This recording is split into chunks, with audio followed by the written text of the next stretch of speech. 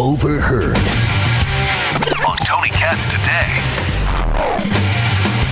All right, well, let's kick things off with Sarah Palin, shall we? You remember her. She was the female Reagan and McCain's running mate. Bright, incredibly intelligent, ultra-conservative, and very, very, very well-spoken. What insight into Russian actions, particularly in the last couple of weeks, does the proximity of this state give you? They're our next-door neighbors.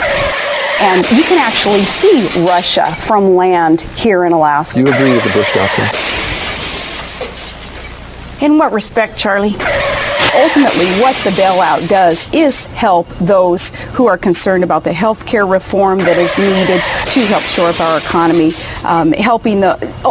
it's got to be all about job creation, too, shoring up our economy. So healthcare reform and reducing taxes and reining in spending has got to accompany tax reductions. And trade, we've got to see trade as opportunity, not as a competitive, scary thing, but 1 in 5 jobs being created in the trade sector today.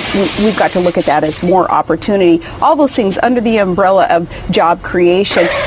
This bailout is a part of that. Oh my God. Yeah, and that was the moment that Sarah Palin went from being the great hope of the Republican Party in the 21st century to the girl you took home from the bar after one too many Long Islands, and now you've sworn you're never drinking again. You're trying to forget about that night, and she keeps calling. Hello? Hi, what you doing? Not much. I haven't heard from you in a while. I called you 8 times yesterday. Oh, sorry, I've been busy. Busy doing what?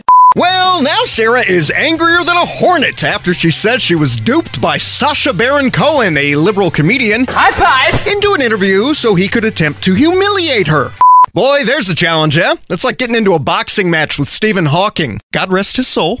Palin traveled to D.C. to speak with Cohen, who she claims had heavily disguised himself as a disabled U.S. veteran, fake wheelchair and all.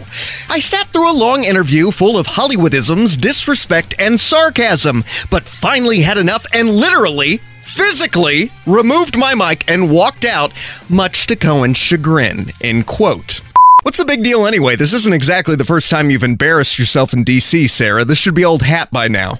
Last night, Shannon Bream of Fox News had planned to do her entire show in front of the Supreme Court, but because of the volatility of the protesters, Bream began to feel unsafe, and we did have a plan to have our show out there live.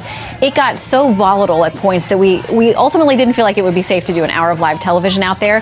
Where are we? Well, Shannon, if I can provide some clarity, we're now 21 months past an election, and the peaceful and tolerant progressive left have yet to be able to process their emotions, including Hillary Clinton, who is rumored to be considering a 2020 run. Please, Heavenly Father, please let it be so.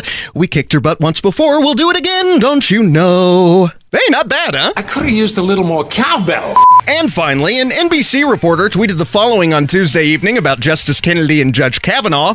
Source familiar tells NBC that Justice Kennedy had been in negotiations with the Trump team for months over Kennedy's replacement. Once Kennedy received assurances that it would be Kavanaugh, his former law clerk, Kennedy felt comfortable retiring. Well, that turned out not to be true. Good old Jeff attributed it to Leanne Caldwell, who also works as a reporter for NBC News. No, Jeff. Oh, now you blame shift? You are blame shifting? And Leanne had to retract it about 4 hours later. Well, good on you, NBC. Really knocking it out of the park with shaking that fake news label, aren't you? I'm Brian Baker. Busy doing what?